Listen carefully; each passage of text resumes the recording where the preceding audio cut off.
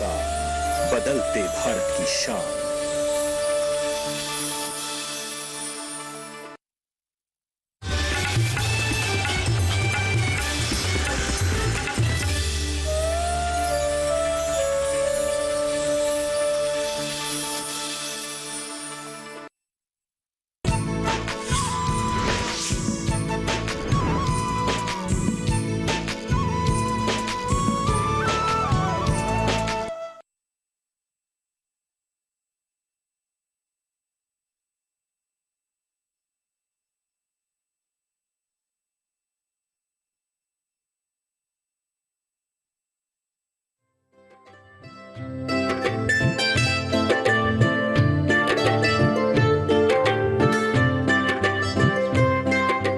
भाभी, ये है हमारे स्कूल के नए मास्टर जी, सागर। नमस्ते मास्टर जी। नमस्ते। आपके बारे में तो बहुत सुना है और निकिता तो जब देखो आप ही का नाम लेती रहती है। अरे वाह निकिता, क्या कर रही हो? ड्राइंग बना रही हूँ। अच्छा, आपकी बेटी की चित्रकला बहुत सुंदर है, उसमें बहुत ही हुनर है। बस चित्र बनाने का शौक है, इसलिए जब देखो तब चित्र ही बनाती रहती है। अच्छा आप लोग बैठिए, मैं नहीं चाय नहीं बना के नहीं, लाती उसकी हूँ। कोई जरूरत नहीं है। अरे जरूरत कैसे नहीं है, अब पहली बार हमारे घर आए, बिना चाय पिए आप जा नहीं सकते। बैठिए, बातें करो तुम दोनों। हाँ, बैठिए। क्या बना रहे हो? ड्राइंग।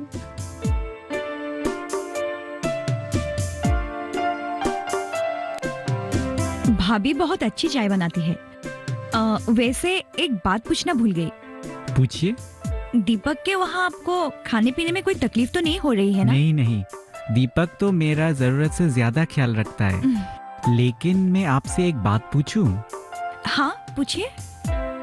दीपक ने मुझे आपके परिवार और गांव वालों के बीच में जो कुछ हुआ था उसके बारे में मुझे बताया। आप एक पढ़ी लिखी लड़की होने के बावजूद ये अत्याचार क्यों सह रही है? आप इसका विरोध क्यों नहीं करती? मैंने बहुत कोशिश की, लेकिन गांव वाले समझने को तैयार ही नहीं है।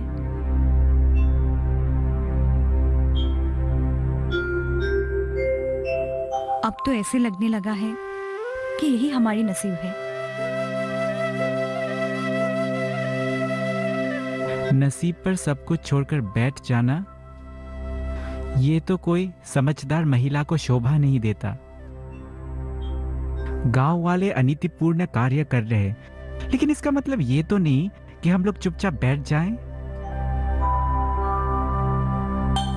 और जहां तक बात है मुरारी जी की, तो उन्हें सही गलत की समझ दिलवाना बहुत ही ज्यादा जरूरी है।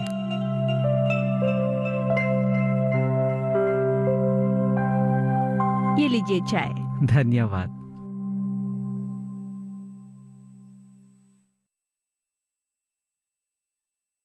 अरे वाह, चाय आपने इतना बढ़िया बनाया है। आपके हाथ में तो सचमुच जादू है। क्या बढ़िया चाय बनाया है आपने। धन्यवाद।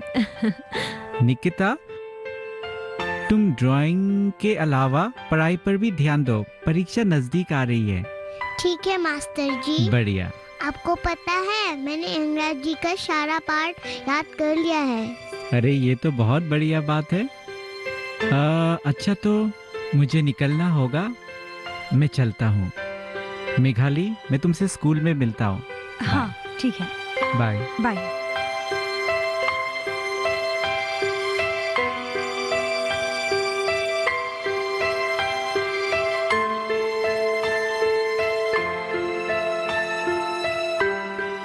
लड़का तो मुझे बहुत अच्छा लगा।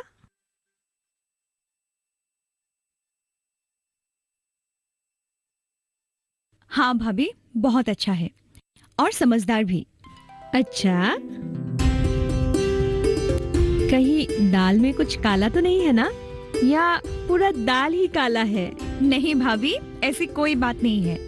अच्छा, तो कैसी बात है? आपने पूछा कि लड़का कैसा है, इसीलिए तो बोला था अच्छा है। तुम्हें वो बहुत पसंद है ना?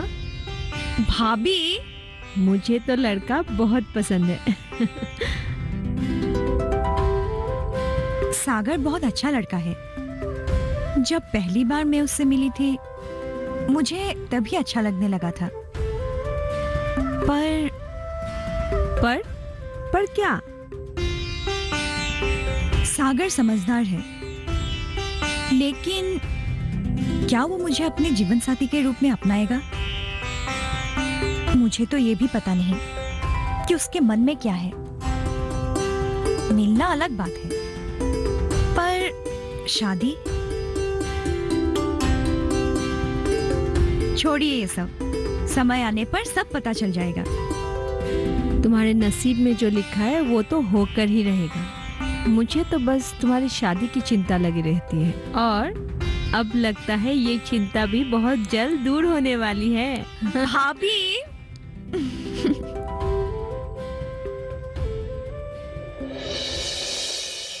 तो ये बात है।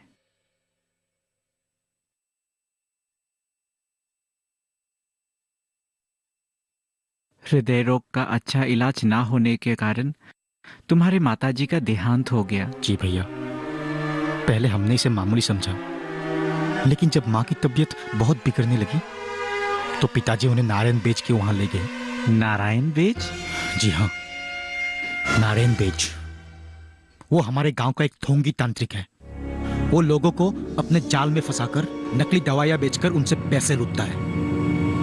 पहले मुझे इन सब की मालूम नहीं थी, लेकिन जब पता चला तो मैंने पिताजी को समझाने की बहुत कोशिश की। फिर क्या हुआ? पिताजी कहाँ मेरी बात सुनने वाले थे। वो तो हमारे गांव के मुखिया मुरारी चाचा जो कहते वही करते। अच्छा, तो ये बात है। मुरारी चाचा पिताजी के दोस्त जरूर हैं, लेकिन वो उन्हें कभी अच्छी सलाह देते ही नहीं। जब मैंने तांत्रिक का विरोध किया तो उन्होंने मेरे पिताजी को मेरे खिलाफ भड़काया और मुझे चुप रहने पर मजबूर किया। मुरारी चाचा चाहते हैं कि गांव में सब कुछ वैसा हो जैसा वो चाहे। मुझे तो वैसे आदमी बिल्कुल ही पसंद नहीं है। ये तो बहुत ही बुरा हुआ।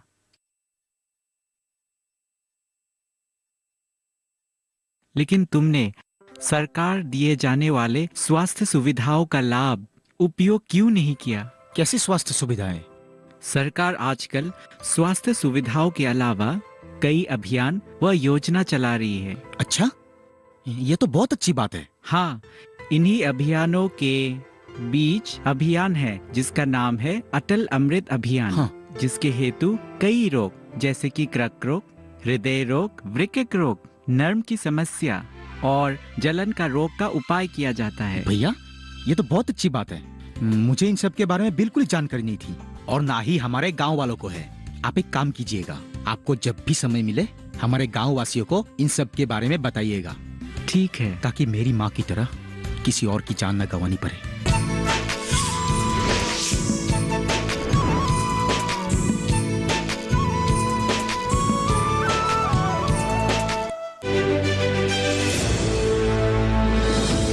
खुशहाल होंगे खेत, पशु भी रहेंगे स्वस्थ। सरकारी स्कीम का होगा लाभ, जब एक्सपर्ट्स का मिलेगा साथ, किसानों के सवाल विशेषज्ञों के जवाब, अब सिर्फ एक फोन कॉल पर। देखिए अपना खास प्रोग्राम। हमारे टोल फ्री नंबर हैं 1800-113060, 1800-113061। हेलो किसान, सोमवार से शुक्रवार शाम 6 बजे सिर्फ दूरदर्शन किसान पर।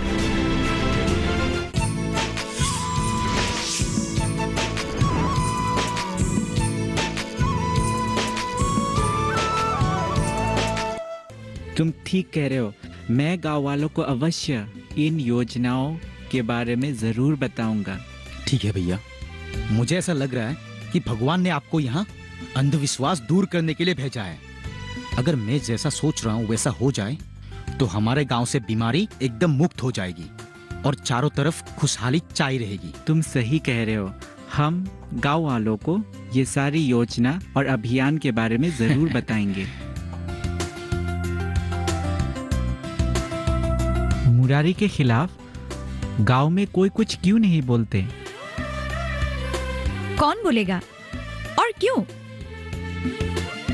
एक तो वो गांव की मुखिया है, और दूसरी बात गांव के लोग उस पर आंख बंद करके भरोसा करते हैं। लेकिन उसने जो तुम्हारे परिवार के प्रति गांव वालों के दिमाग में जो विचारधारा बनाई है, उसके लिए तुम्हें कुछ तो करना चाहिए। मैंने शुरू में बहुत कोशिश की, पर कोई फायदा नहीं।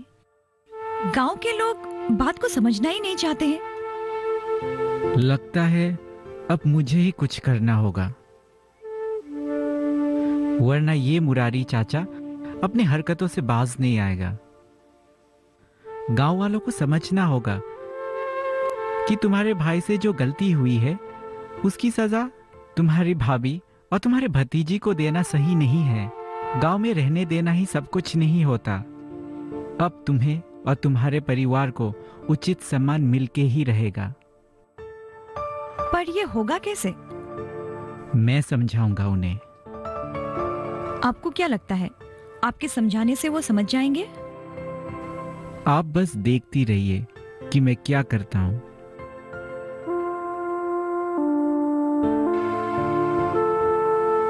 मुझे लगता है उनका हार्ट से रिलेटेड कोई परेशानी है।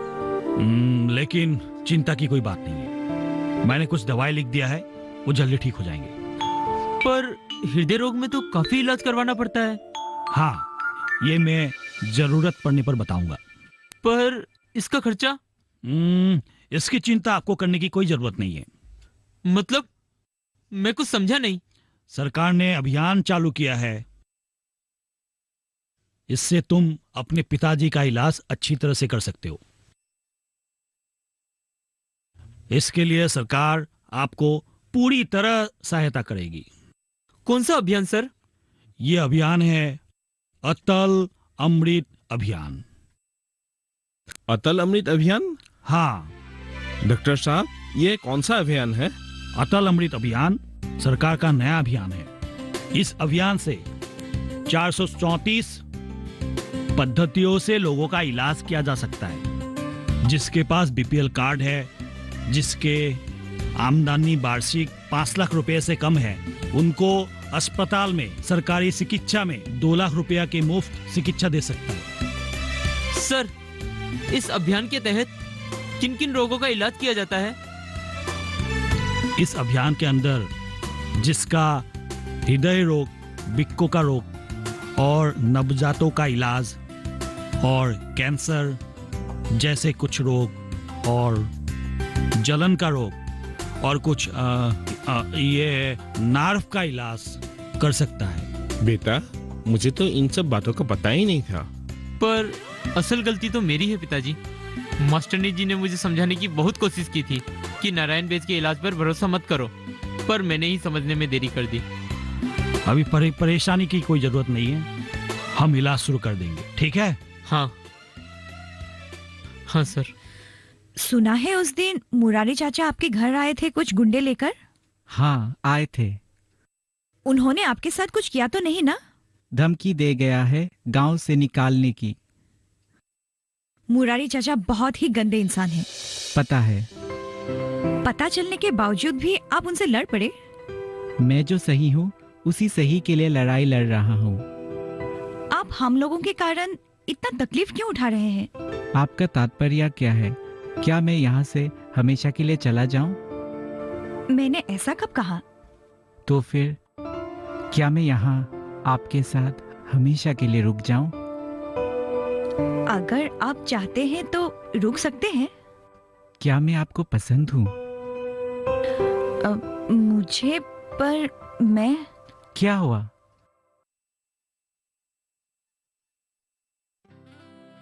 आपको तो पता ही है, गांव वाले हमारे परिवार के बारे में ना जाने क्या क्या बोलते हैं। मैं ये सब नहीं जानता।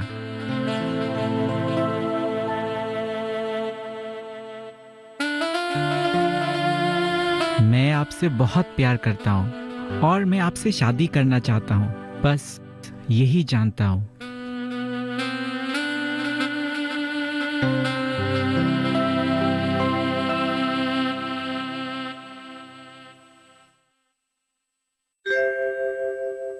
आंटी जी, ये लीजिए, पानी पी लीजिए।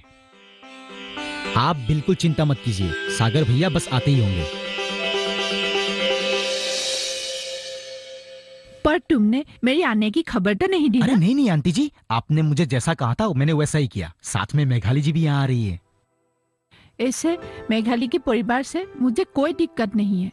जो कुछ भी हुआ उसमें मेघाली और उसकी भाभी की कोई दोष नहीं जी है। बिल्कुल। मैं बस यही चाहती हूँ कि मेरा बेटा खुश रहे। उसकी खुशी में ही मेरा खुशी है। ये लो आ गए आंटी जी। अरे माँ, आप यहाँ? ना कोई फोन ना कोई खबर, ऐसे अचानक?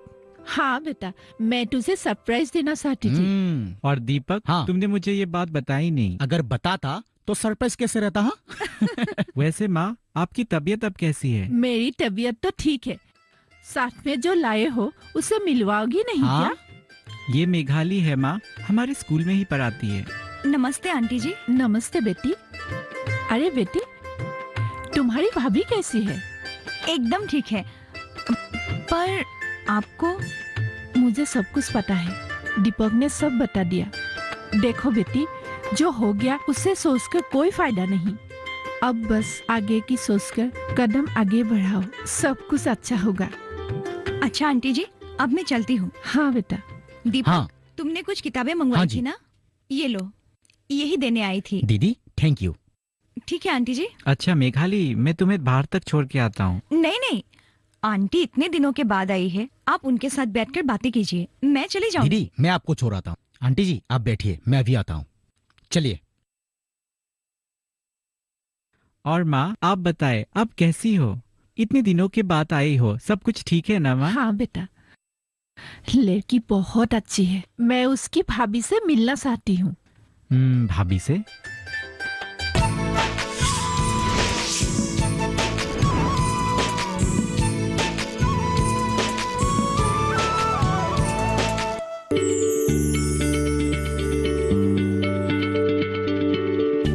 क्या आप किसी बीमारी से परेशान हैं? चाहते हैं डॉक्टर की सलाह? तो हम हैं आपके साथ। बताएंगे आपको जीने की राह। समस्याएं आपकी, समाधान देश के मशहूर विशेषज्ञों के। घर बैठे बात करें देश के जाने माने डॉक्टरों से। हमारे लाइव प्रोग्राम स्वस्थ किसान में हर शनिवार शाम 6 बजे से 7 बजे तक।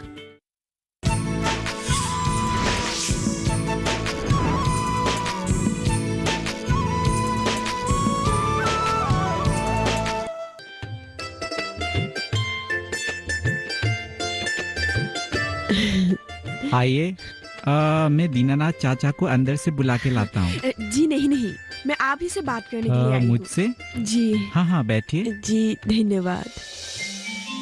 हाँ कहिए, तो मैं आपकी क्या सहायता कर सकता हूँ? जी मैंने सुना आप मेघाली मास्टरनी जी से शादी करने वाले हैं।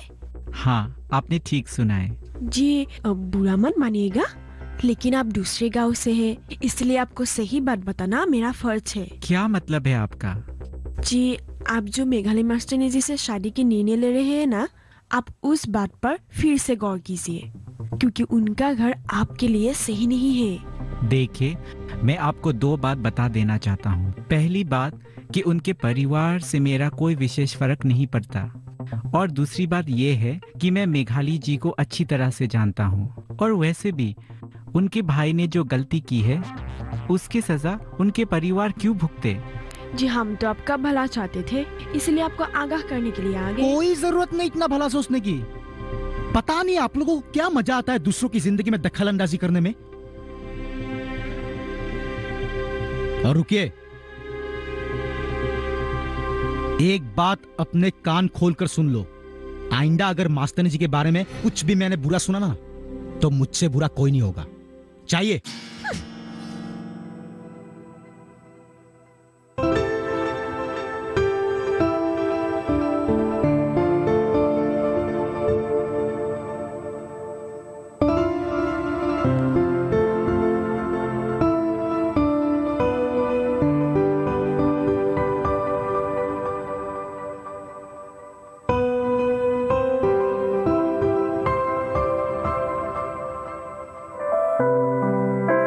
आइए मुरारी जी।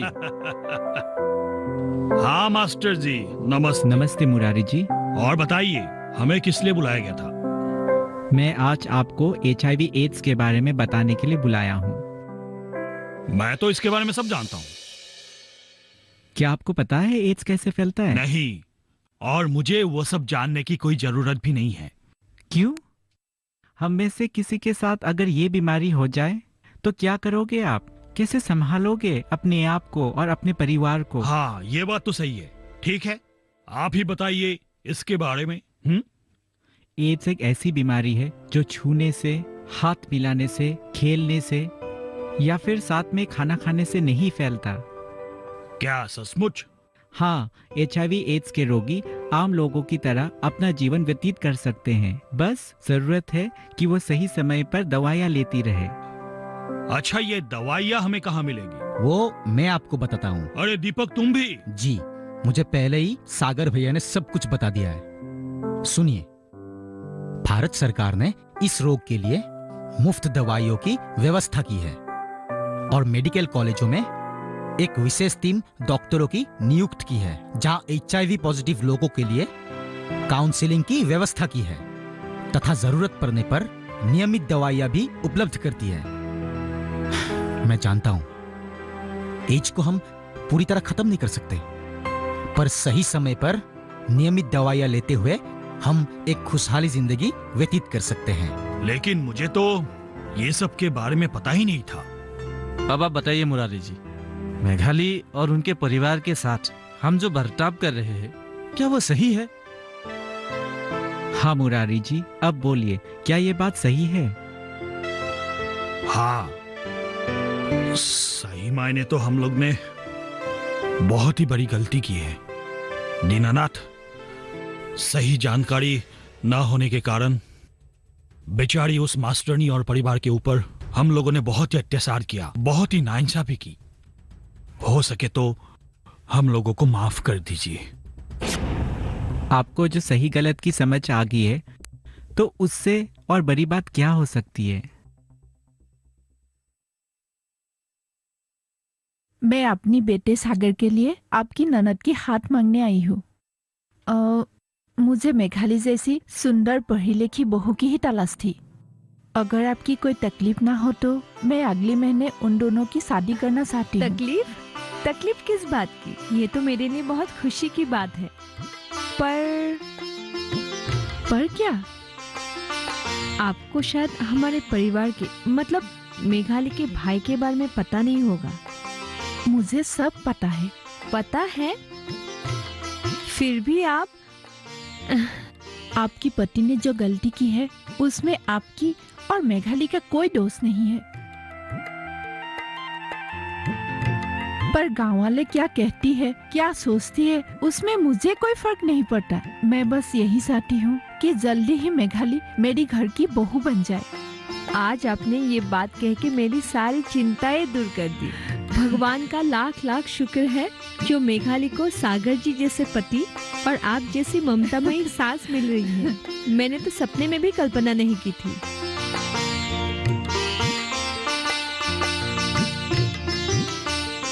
जीती रहो बेटी, अब बस तुम जल्दी से मेरी घर की बहू बन जाओ। मैं तुम्हें अपनी बेटी बना के रखूंगी।